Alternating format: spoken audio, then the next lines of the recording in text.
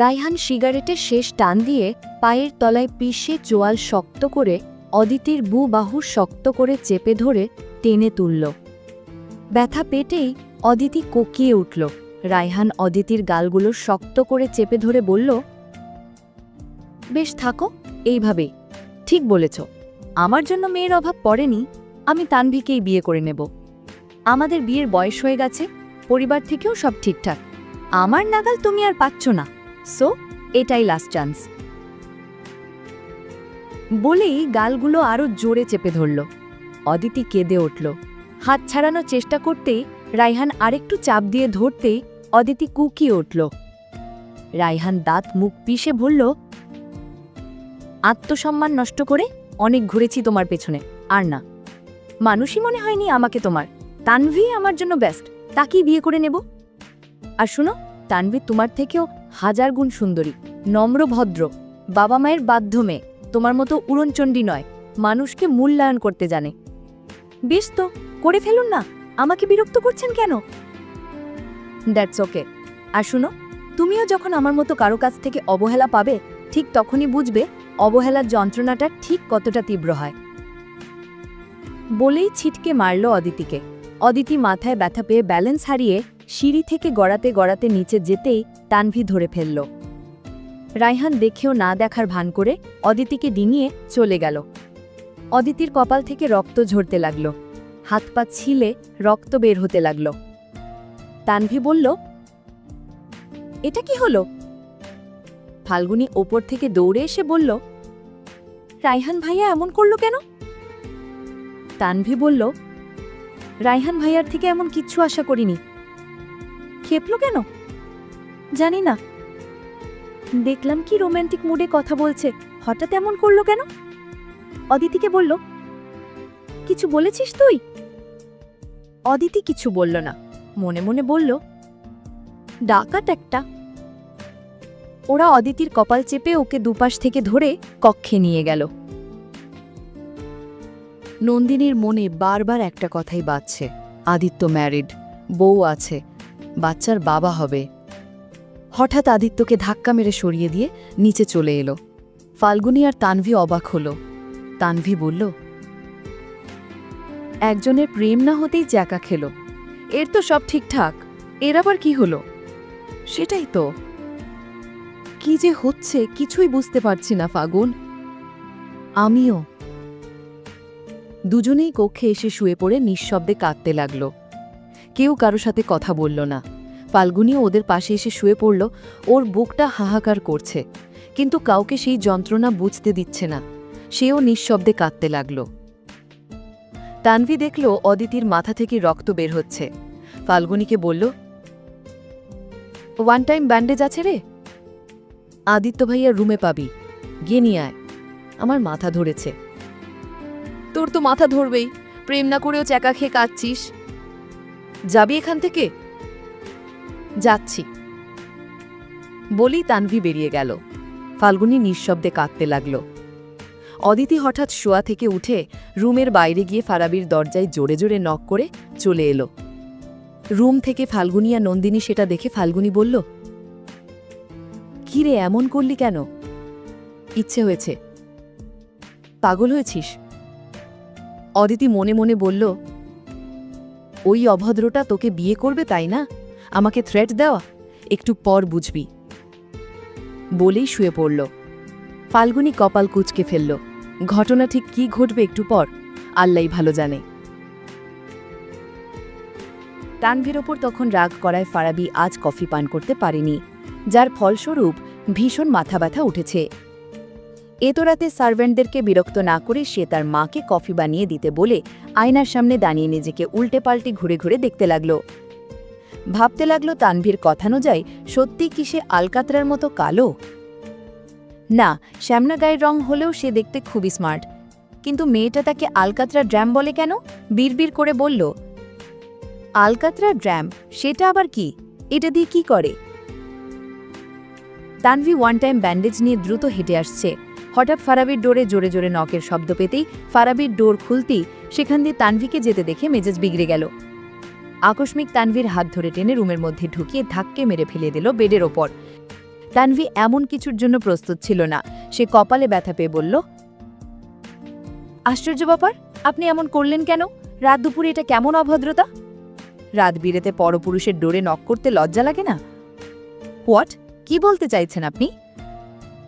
ফারাবি ফুঁসে উঠে তানভীর চোয়াল শক্ত করে চেপে ধরে বলল, বোঝো না কিছু, অ্যাক্টিং করো আমার সাথে। আজব মানুষ। আজ ইচ্ছে মতো জ্বলিয়েছ, এখন আবার রাতের বেলায় বখাটে মেয়েদের মতো ডোরে জোরে জোরে নক করে বিরক্ত করছো। ব্যাপার কি? হেই মিস্টার হাবাগোবা, আপনি পাগল হয়েছেন? আপনার মতো আলকাতরা ড্রামকে ডিস্টার্ব করতে যাব কোন বিবেকে? আমার রুচি এতটাও নিকৃষ্ট নয়। ফরাবি ফুঁসে উঠে তানভীর চোয়ালগুলো আরও শক্ত করে চেপে ধরে বলল, আর একবার আমাকে আলকাতরা ড্রাম বলেছে তো তোমার খবর আছে। 100 বার বলবো। কি করবেন আপনি? আলকাতরা ড্রাম, আলকাতরা ড্রাম। ফারাবি কিছু একটা ভেবে তানভীকে ভয় দেখানোর জন্য বেডের ওপর উঠে তার দিকে ঝুঁকতেই তানভী ভয় চোখ বন্ধ করে ফেলল। ডোর খোলা পেয়ে আফরোজা চৌধুরী কফি হাতে ঢুকে পড়লেন ছেলের রুমে। এত রাতে বেডের ওপর দুজনকে এমত অবস্থায় দেখতেই ওনার চক্ষু চড়ক গাছ। তিনি ভাবতেও পারেননি এমন কিছু দেখবেন। মাকে দেখতে আকস্মিক কেঁপে উঠল ফারাবি। তানভী চোখ বন্ধ করে রয়েছে, দাঁত মুখ খিচিয়ে। হঠাৎ তিনি বললেন, ছি ছি ফারাবি, এইসব কি? এত রাতে মেয়ে মানুষ নিয়ে রুমের মধ্যে কি হচ্ছে এসব? ফারাবি অপ্রস্তুত হয়ে ঘেমে নিয়ে একাকার হয়ে গেল। কি বলবে এখন? তারা তো খারাপ কিছু করছে না, জাস্ট তানভীকে ভয় দেখাচ্ছে। বলল, আম্মু আসলে। তানভী হকচক্কি উঠে চোখ খুলে নিরেট গলায় বলল, দেখুন আন্টি, আপনার গুণধর ছেলে আমাকে টেনে তার রুমে ঢুকিয়ে কি করছে? আফরোজা চৌধুরী বললেন, আমার ছেলে তোমার রুমে যায়নি, বরং তুমি ওর রুমে এসেছো। আবার মিথ্যে বলছো? ছি, তোমাকে অনেক ভালো মেয়ে ভেবেছিলাম, কিন্তু তুমি তো দেখছি মাকাল ফলের মধ্যে জঘন্য। তানভী শক্ত গলায় বলল, এখন খারাপ মেয়ে হয়ে গেছি তাই তো আন্টি? তাই তো দেখতে পাচ্ছি। সত্য নাকি মিথ্যে সেটা আপনার ছেলেকে জিজ্ঞেস করুন আন্টি। আর বিশ্বাস না হলে আপনাদের সিসিটিভি ফুটেজ চেক করুন, তাহলেই সব ক্লিয়ার হবেন কে সত্য বলছে আর কে মিথ্যা বলছে, আর কার ক্যারেক্টারে দোষ রয়েছে। আর শুনুন, আগে নিজের ছেলের ক্যারেক্টার ঠিক করুন, তারপর আরেকজনের ক্যারেক্টার নিয়ে অপবাদ দিতে আসবেন। আমি মেয়ে বলে দুর্বল ভাববেন না, আমি আমার জায়গা থেকে সৎ। দোষটা আপনার গুণধর ছেলেরই। সিসিটিভি ফুটেজ চেক করলে সকল তথ্য পেয়ে যাবেন আশা করি। আসছি। আফরোজা চৌধুরী নিবলেন। তানভী ঘৃণা মিশ্রিত চাহনি নিক্ষেপ করে চলে গেল। অদিতির মাথায় ব্যান্ডেজটি লাগিয়ে সেও শুয়ে পড়ল। অজান্তে দু চোখ ভরে উঠল। তানভীর এমনটা না করলেও পারত।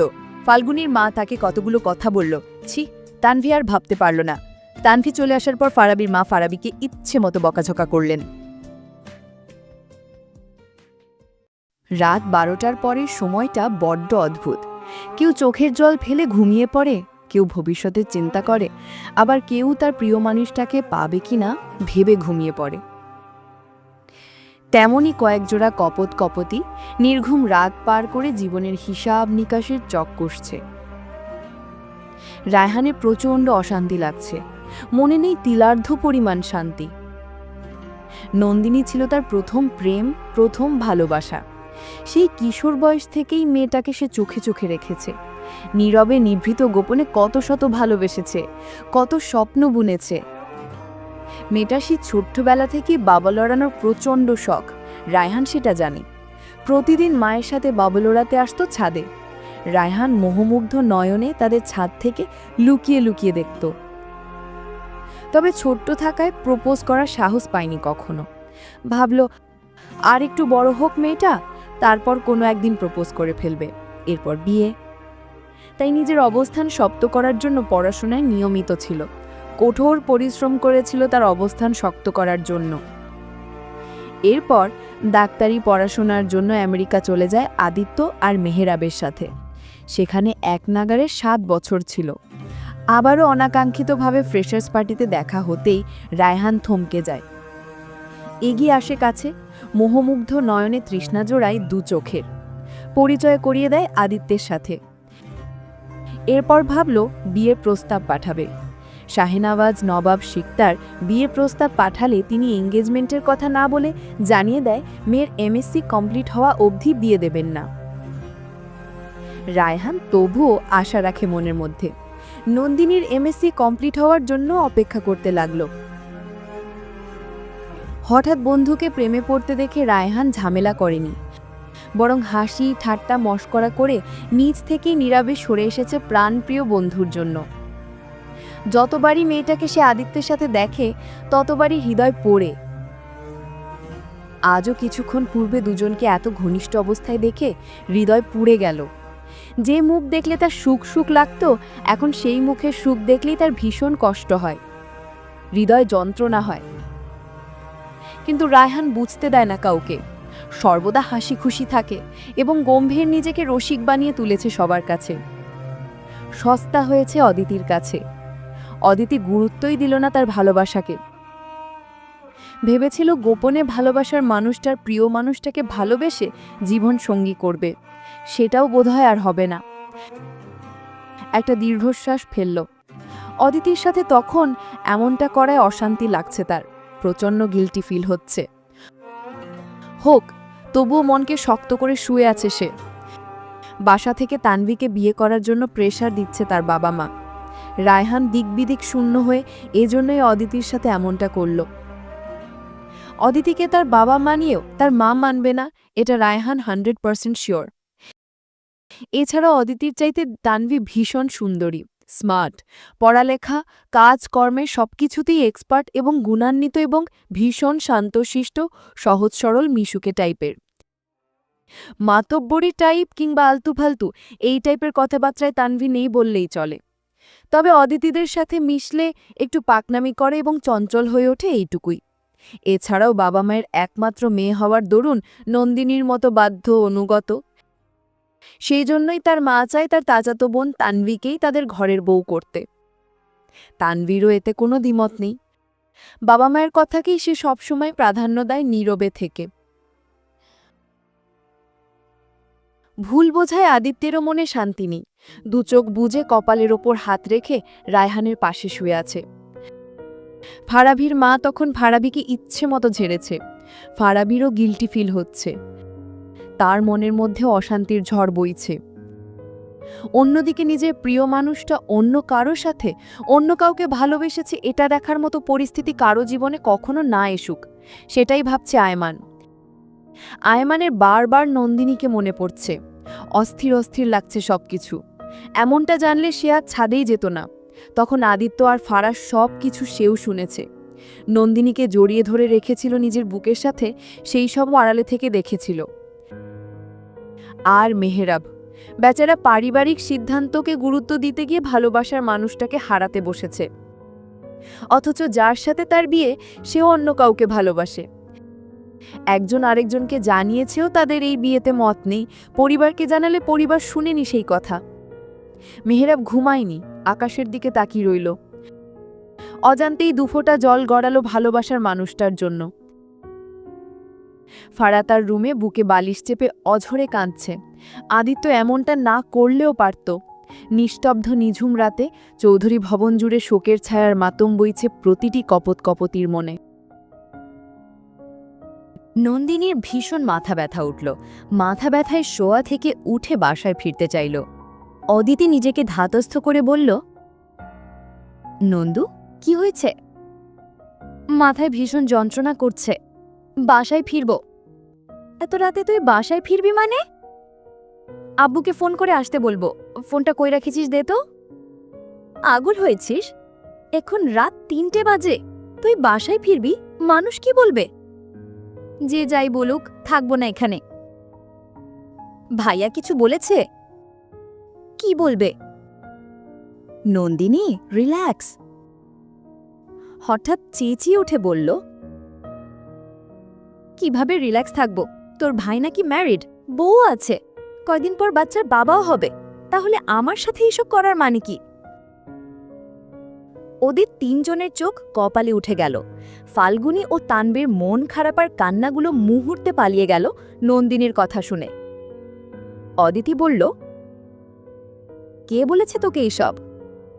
তোর ভাইকে বলতে শুনেছি, ওদের খুব ঘনিষ্ঠ অবস্থায়ও দেখেছি। ফাল্গুনী বলল,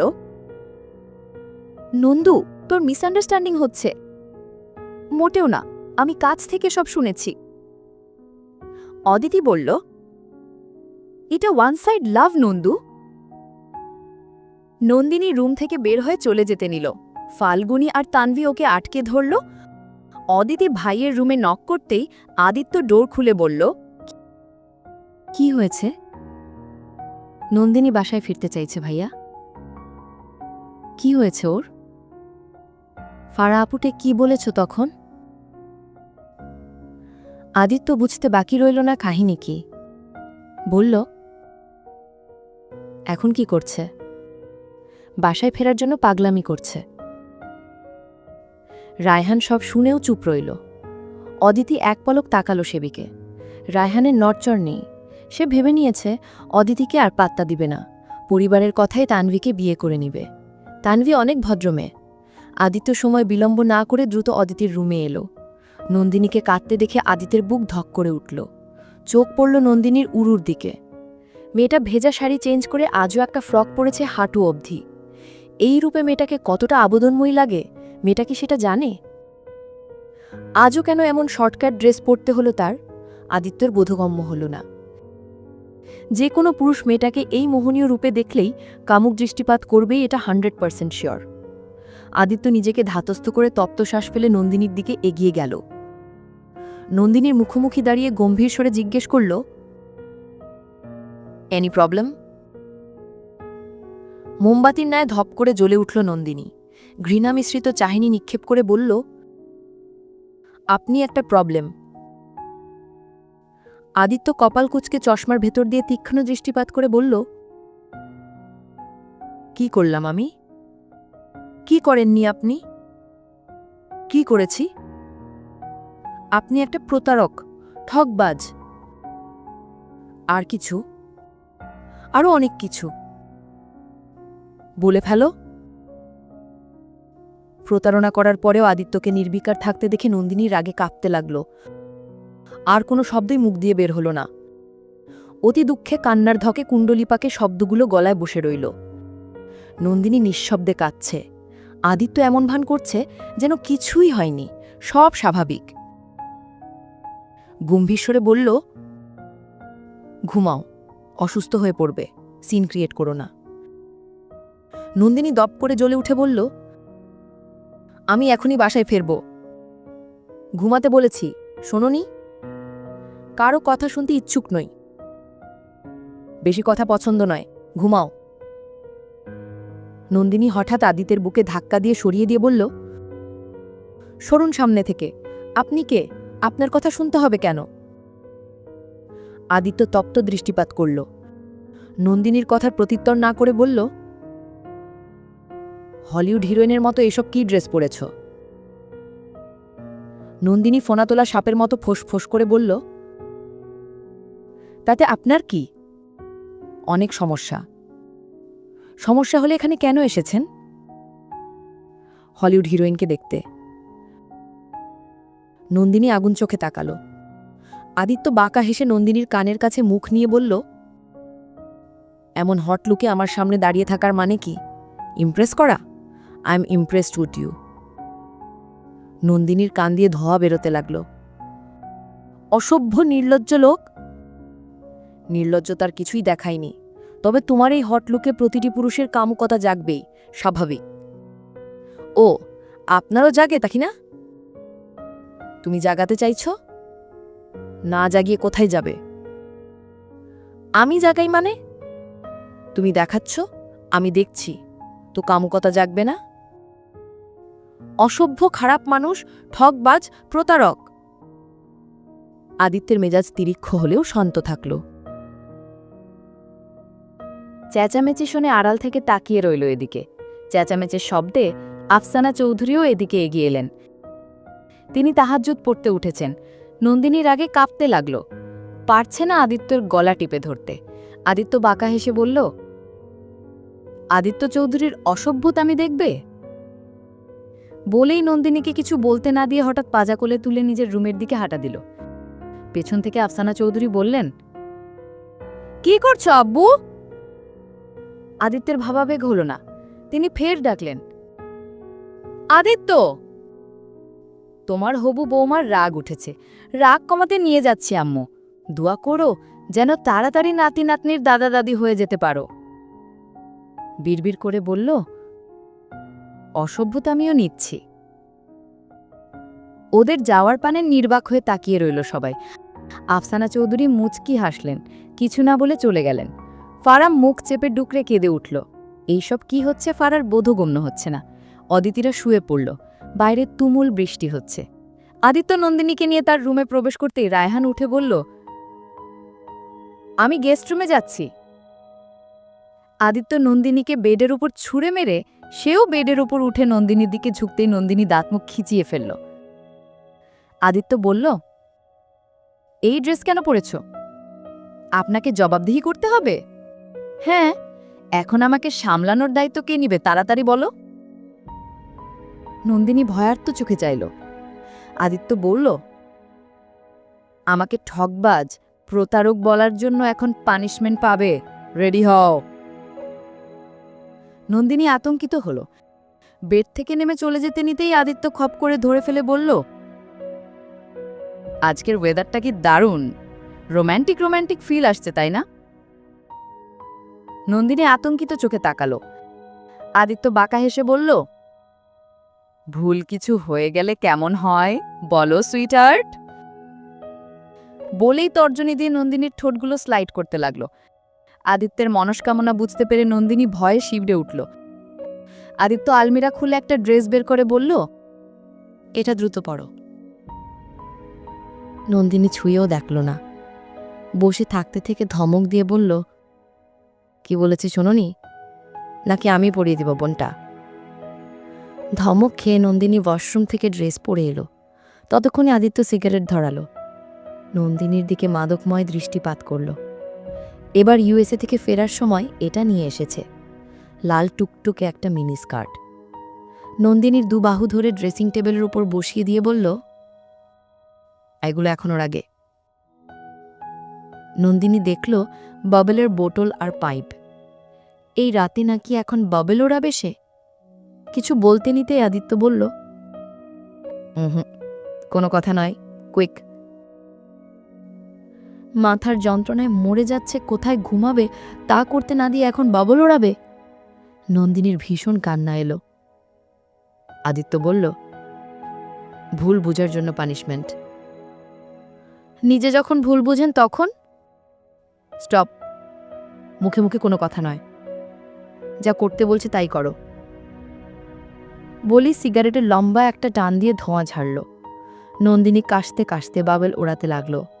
এইভাবে পুরো এক প্যাকেট সিগারেট শেষ হওয়া পর্যন্ত নন্দিনীকে বাবেল ওড়াতে দিল। বাবেল ওড়াতে ওড়াতে নন্দিনীর কান্না উঠে এক পর্যায়ে হিঁচকি উঠে গেল। ধোঁয়ায় চোখ মুখ জ্বলতে লাগল। তবুও আদিত্যের মায়া হলো না। ফজর আজান হতেই বলল, ইটস ওকে, আর ওড়াতে হবে না, নেক্সট টাইম থেকে এইভাবেই পানিশমেন্ট দেওয়া হবে। আদিত্য চৌধুরীকে ভুল বোঝার আগে, সো বি কেয়ারফুল। দু হাতে মুখ ঢেকে অভিমানে জোরে কেঁদে উঠল নন্দিনী। আদিত্য নন্দিনীকে পাঁজা কোলে তুলে বেড়ে নিয়ে শুইয়ে দিয়ে নন্দিনীর মুখখানি আজলায় তুলে সময় নিয়ে এই প্রথম প্রেয়সীর কপালে গভীর এবং পবিত্র চুমু খেল। অতঃপর সরে এসে লাইট অফ করে নিজেও শুয়ে পড়ল প্রেয়সীর পাশে। আকস্মিক হ্যাচকা টান দিয়ে নিজের বুকের উপর ফেলল নন্দিনীকে। ফের ছোটে চুমুকে নিজের বুকের সাথে প্রেয়সীর মাথা চেপে ধরে বলল, নন্দিনী ফুল, তোমার ভেতর ডুববো বলে আমি কখনো সমুদ্র যাইনি। জানো নন্দিনী ফুল, তুমি একমাত্র সেই নারী যাকে দেখলেই আমার নিজের মধ্যে অজস্র ভালো লাগা কাজ করে। তুমি একমাত্র সেই নারী যাকে আমি যত দেখি তত মুগ্ধ হই। তুমি একমাত্র সেই নারী যাকে দেখলেই আমার চক্ষুজোড়া শীতল হয়ে আসে। তুমি একমাত্র সেই নারী যাকে দেখলেই আমার হৃদয়ালিন্দে মন প্রাঙ্গণে ক্ষণে ক্ষণে ঝড় বয়। তুমি একমাত্র সেই নারী যাকে প্রতিটি সেকেন্ডে সেকেন্ডে আমি মিস করি। এক পলক না দেখলে আমি চাতক পাখির মতো ছটফটিয়ে মরি। তুমি একমাত্র প্রথম নারী যে আমার দিনের প্রথম ভাবনায় এবং আমার রাত্রির শেষ চিন্তাধারাতেও থাকে। জানো নন্দিনী ফুল, আমি বৃত্তের ন্যায় তোমাকে ভালোবাসি। অন্যদিকে ঘুরে গিয়েও তোমার দিকেই বারবার ফিরে আসি। তোমাকে ছাড়া থাকি কি করে বলো? চোখ বন্ধ করলেই তোমার মায়াবী মুখটাখানি ভেসে ওঠে সেই প্রথম দিনের মতো। আই লাভ ইউ নন্দিনী ফুল, I love you very much, I love you প্রিয়তমা। অহেতুক ভুল বুঝো কেন সুইটহার্ট? বলেই বুকের উষ্ণতায় পরর আবেশে জড়িয়ে নিল ছোট্ট আদরে বেড়াল ছানার মতো। একসময় স্পর্শগুলো সমস্ত তুলতুলে শরীরে বিচরণ করতে লাগল। স্পর্শগুলো যত গাঢ় হতে লাগল, ততই মানবীর শ্বাস প্রশ্বাসগুলো এক হয়ে এলো। আদিত্যের প্রতিটি স্পর্শে মহাপ্রলয় শুরু হলো নন্দিনীর হৃদয়ালিন্দে।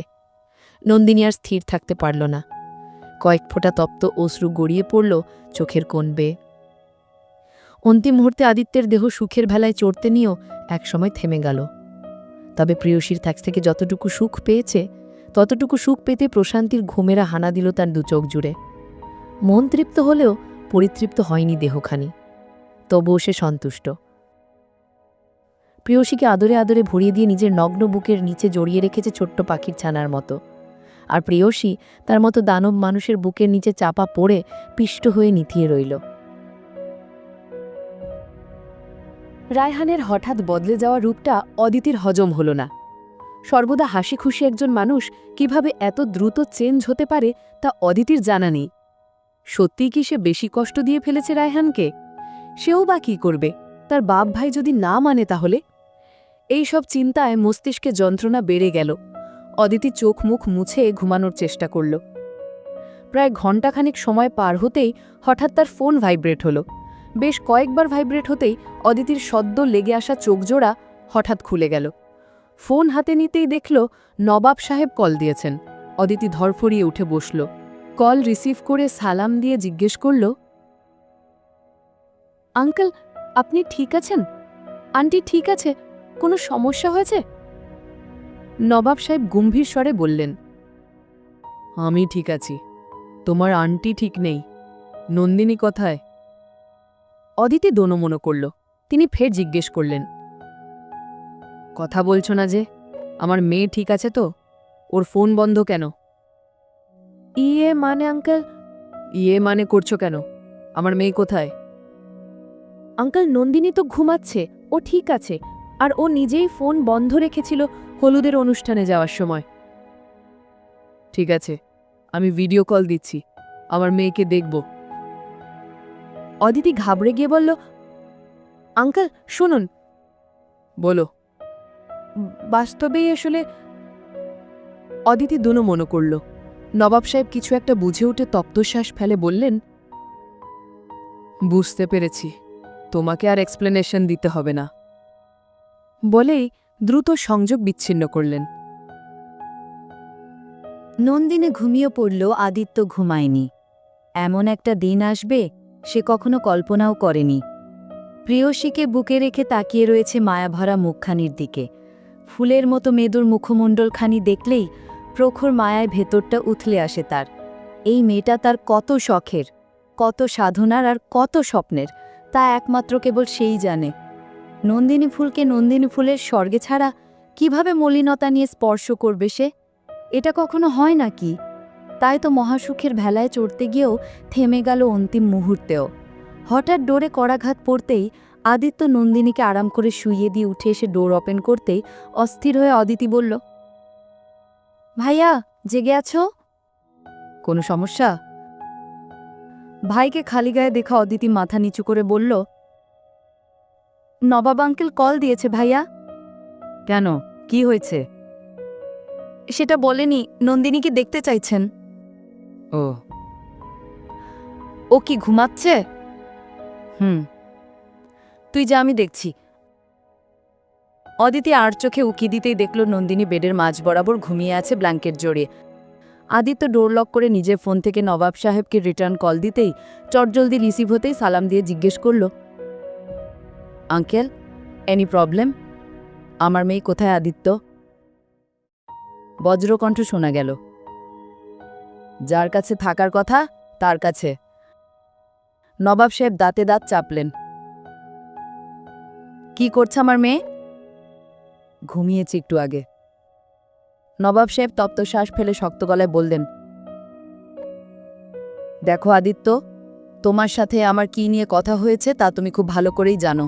আশা করি বারবার রিপিট করতে হবে না তোমায়। আমি ভুলিনি। তাহলে আমার মেয়ে এই মুহূর্তে তোমার কাছে কেন? সব ঠিক হওয়া অবধি ওয়েট করতে পারোনি? এত অধৈর্য কেন তুমি? নাহিদা জানতে পারলে কি হবে একবার ভেবেছো? তোমাকে না শর্ত দেওয়া হয়েছে, তাহলে তুমি এখন এইসব কি করছো? হঠাৎ অসুস্থ হয়ে পড়েছিল, তাছাড়া এত রাতে বাসায় ফেরার জন্য ও বাড়াবাড়ি করেছিল, তাই ওকে আমার কাছেই নিয়ে এলাম। আপাতত ঘুমাচ্ছে, টেনশনের কিছু নেই। আমি তোমাকে বারবার বলেছি আমার মেয়ে অসুস্থ, আর তোমাদের বাসা বিয়ে বাড়ি, তোমাদের বাসার সব অ্যাডাল্ট ছেলে। বিষয়টি দৃষ্টিকটু জেনেও আমি বলেছি আমার মেয়েকে দিব না, তবুও তুমি এক পর্যায়ে জোর জবরদস্তি আর ব্ল্যাকমেল করে আমার মেয়েকে নিয়ে গেছো। এখন আমি একটা সেকেন্ডের জন্য স্বস্তি পাচ্ছি না। বললাম তো টেনশনের কিছু নেই। শোনো, সকালে এসেই আমি আমার মেয়েকে নিয়ে যাব, আর সব কিছু ঠিক হওয়া অবধি আমি তোমার হাতে আমার মেয়েকে তুলে দিচ্ছি না। আঙ্কেল শুনুন, আমাকে কঠোর হতে বাধ্য করো না আদিত্য। আপনি অহেতুক টেনশন করছেন আঙ্কেল। এটা কি টেনশন করার বিষয় নয়? সেটা আমি বুঝতে পারছি, তবে আপনার মেয়েকে আমি আমার রুমেই নিয়ে এসেছি। বিশ্বাস রাখতে পারেন কোনো ক্ষতি হবে না ওর। আর আমাদের বাসায় আপনার মেয়ের ক্ষতি করার সেই দুঃসাহস কারণ নেই, আপনি অন্তত নিশ্চিন্তে থাকতে পারেন। নবাব সাহেব স্বস্তি পেলেন না। একটা অ্যাডাল্ট মেয়ে বিয়ে বাড়িতে রাত্রি যাপন করছে, আরও সেই বাড়িতে বড় বড় 3টে অ্যাডাল্ট ছেলে, এছাড়াও আদিত্যের বন্ধুরাও তো আছেই। কখন না জানি কি বিপদ ঘটে যায় তার কোনো ইয়ত্তা নেই। আদিত্যকে বললেন, ভিডিও কল ধরো, আমি আমার মেয়েকে দেখব, নয়তো আমি স্বস্তি পাব না। আদিত্য হতাশ শ্বাস ফেলল। নবাব সাহেব তাকে বিশ্বাস করতে পারছে না। ভিডিও কলের সুইচ অন করে নন্দিনীকে দেখালো। নবাব সাহেব নিঃশব্দে মেয়েকে 5 মিনিট দেখলেন ফোনের অপর প্রান্ত থেকে। নীরবতা ভেঙে আদিত্য বলল, আন্টি ঠিক আছে আঙ্কেল, কোনো সমস্যা করেছেন? সন্ধ্যা থেকে নাহিদা খুব পাগলামি করছিল মেয়েকে বাসায় ফিরিয়ে নিয়ে যাওয়ার জন্য। টেনশনে আজ ডিনারও করেনি, কোনো মেডিসিনও ও নেয়নি, আমার উপর রাগ করে। আমার সাথে প্রচুর বাগবিতণ্ডা করেছিল অনেকক্ষণ যাবৎ। একসময় অতিরিক্ত উত্তেজিত হয়ে অত্যাধিক টেনশনের ফলে প্রেশার হাই হয়ে গিয়েছিল। শেষে প্রায় ঘণ্টাখানিক পূর্বে ডক্টর এনে জোর করে স্লিপিং ইঞ্জেকশন দিয়ে এখন ঘুম পাড়িয়ে রেখেছে। ঠিক আছে আঙ্কেল, টেনশন করবেন না, আপনার মেয়ে সুরক্ষিত রয়েছে, শীঘ্রই দেখা হবে। নবাব সাহেব শেষবারের মতো মেয়েকে দেখে সংযোগ বিচ্ছিন্ন করলেন। মেয়ের জন্য ওনারও ঘুম আসছে না। সামনের দিনগুলোতে কি হবে সেটা ভেবেই হতাশ শ্বাস ফেললেন। একদিকে মেয়ে, আরেকদিকে আদিত্য, আরেকদিকে স্ত্রী। এদের মধ্যে যে খুব বড়সড় একটা যুদ্ধ বাঁধবে অতীব সন্নিকটে, আর সেটা ভেবেই টেনশনে দিন পার করছেন তিনি। আজকাল ঘুমেরও ছুটি নিয়েছে ওনার ক্লান্ত চোখ জোড়া থেকে। চশমা খুলে রকিং চেয়ারে গিয়ে বসলেন। স্ত্রীর দিকে এক পলক তাকালেন। মহাপ্রলয় বাঁধিয়ে ঘুমাচ্ছে এখন। মেয়ের জন্মের পর থেকে কখনো একটা রাতের জন্য ও কোথাও থাকতে দেননি আজ ব্যতীত। বিজনেসের খাতিরে দেশ বিদেশে গেলেও স্ত্রী এবং মেয়েকে নিয়েই তবেই যেতেন তিনি। যতই যাই হোক, দুজনেই মেয়েকে চোখের আড়াল করতেন না কখনো। তিনিও স্ত্রী এবং মেয়েকে কখনোই চোখের আড়াল করেননি। বৃষ্টি ভেজা পথ আঁধারে ঘেরা ভোর আর নিঃসঙ্গ রাস্তার পথিকহীন তানভি রায়হানের হাত ধরে হাঁটছে। সারাটা রাত ঘুমাতে পারেনি। মেহেন্দিও আর দেওয়া হয়নি। ফজরের আজান হতেই উঠে সালাত আদায় করে রায়হানকে নিয়ে এক্সকিউজ দেখিয়ে বাসায় ফিরে যাচ্ছে। রাতেই যেত, কিন্তু সিন ক্রিয়েট হবে বলে যায়নি। রায়হান যদি কখনো জানতে পারে তার বোন বন্ধুর বাসায় অপমানিত আর চারিত্রিকভাবে অপবাদিত হয়েছে, তাহলে সে জীবনেও সম্পর্ক রাখবে না এই বাসার মানুষগুলোর সাথে। আর ফারাবির এমন বিহেভিয়ারের কথা জানলে আস্ত ছাড়বে না তার ভাই রায়হান, তাই তানভি জানায়নি। দোষটা তো ফারাবির মা কিংবা সে বাসার আর কারো নয়। তাহলে তাদের বন্ধুত্বে ছিঁড় ধরিয়ে লাভ কি? আর একটা মেয়েকে রাত দুপুরে অ্যাডাল্ট কোনো ছেলের বেডরুমের ওপর দেখলে একজন মায়ের রিয়াক্ট ওমন হবেই। আফরোজা চৌধুরীও তার ব্যতিক্রম নন। ওনার জায়গা থেকে উনি সঠিক। অদিতিরও আর ঘুমেল না। রায়হানের সাথে তানভীর এত মিশামিশি সহ্য করতে পারছে না। এখন তো আবার দুইজনে একসাথে হাত ধরে হেঁটে হেঁটে বাসায় ফিরছে। গাড়ি নিতে বললেও নেয়নি। যাওয়ার সময় অদিতির দিকে দুইজনে একজনও তাকায়নি। অদিতি খুবই ইনসাল্ট বোধ করছে। অদিতি পণ করেছে ওই রায়হান আর তানভীর একটা বিহিত করেই ছাড়বে, তাকে ইগনোর করা। ভোরের নির্মল হাওয়া বইছে, পাকপাখালিরা কিচিরমিচির করছে। সারা রাত ব্যালকনির রকিং চেয়ারে বসে নির্ঘুম রাত পার করল ফারা। আদিত্য আর ঘুমায়নি। শাওয়ার নিতে ব্যালকনি থেকে টাওয়াল আনতে গিয়ে দেখল ফারা এদিকে তাকিয়ে বসে আছে। আদিত্য টাওয়াল নিয়ে ফিরে এসে দ্রুত শাওয়ার নিয়ে ফের ব্যালকনিতে যেতেই তাকে দেখতেই ফারা উৎসুক দৃষ্টিতে তাকাতেই দেখল আদিত্য ব্যালকনির দড়িতে কাল রাতের পরিহিত তার আর নন্দিনীর ড্রেসগুলো ধুয়ে পানি নিংড়ে টান টান করে মেলে দিচ্ছে, সাথে নন্দিনীর গোপন বস্ত্রগুলো। তা দেখতেই ফারা ফুপিয়ে কেঁদে উঠল। আদিত্য ভাবল এবার যদি ফারার মাথা থেকে তার ভূত নেমে মানে বিয়েটা করে নেয়। এরপর দ্রুত রুমে এসে প্রাতকালে সালাদ আদায় করে কিছুক্ষণ ঘুমিয়ে সকাল 9টা বাজতে নন্দিনীকে ডেকে তুলে দিয়ে টাওয়াল হাতে ধরিয়ে দিয়ে বলল, শাওয়ার নিয়ে আসো ফাস্ট। নন্দিনী ঘুমো ঘুমো কণ্ঠে বলল, শাওয়ার নেওয়ার মতো কিছু হয়েছে? তারপরও নেবে, যাও, কোনো প্রশ্ন নয়। নন্দিনী ঘুমো ঘুমো চোখজোড়া বন্ধ করে বসে রইল। আদিত্য ধমকে বলে উঠল, কি হলো, যাও। কি ঠান্ডা পড়েছে দেখেছেন, না নিলে হয় না? এখন থেকে প্রতিদিন ভোরেই শাওয়ার নিতে হবে, অভ্যাস করো, যাও কুইক, কোনো এক্সকিউজ দেখাবে না। নন্দিনী বিরক্তিকর দৃষ্টিপাত করল। বিড়বিড় করে আদিত্যের 14 গোষ্ঠীর পিণ্ডি চটকাতে চটকাতে টাওয়াল নিয়ে চলে গেল।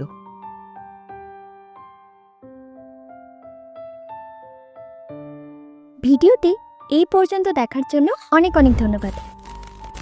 আজকের পর্বটি ভালো লাগলে লাইক দিয়ে একটি সুন্দর কমেন্ট করে যাবেন। আপনাদের সাপোর্ট পেলে নতুন নতুন গল্প দিতে খুব ভালো লাগে।